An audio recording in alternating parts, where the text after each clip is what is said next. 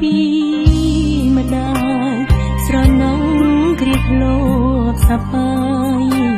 ធ្លាប់មានម្ដាយថ្នាំងថ្នមថាតែពេលនេះអ្វីគ្រប់យ៉ាងឆ្លាស់ប្រែកូនយំអន់ឡើយព្រោះតែបែកពីម៉ែស្រណងគ្រាដែលកុំសត់រួមគ្នា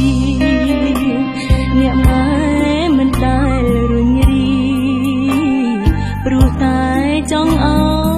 យកូនសុខរឿងលំបាកគ្រប់យ៉ាងម៉ែតែញៀងទុកមិនចង់ឲ្យកូនកាត់ទុកចង់ឃើញតែកូនញញឹមទឹកភ្នែកហូរព្រោះតែនឹកនាងម្ដាយកូនសែនស្រណងសោកស្ដាយអាណិតអ្នកម្ដាយខ្លាំងណាស់ម៉ែតែងក្រោកឈររៀងរាល់គ្រប់អង្គសាំ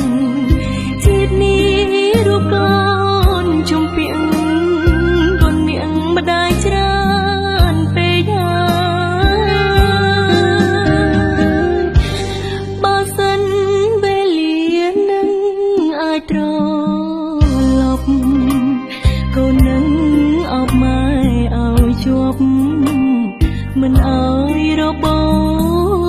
តពីដៃតែពេលនេះក្រុមយ៉ាងបានត្រឹមស្រមៃព្រោះតែរូបអ្នកម្ដាយឃ្លាតឆ្ងាយឃ្លាតគ្មានថ្ងៃជួ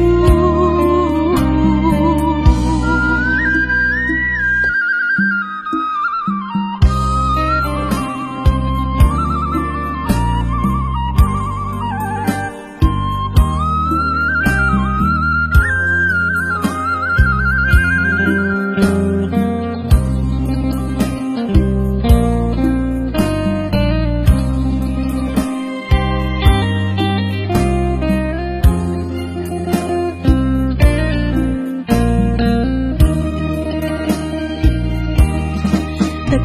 ភ្នែកហូរ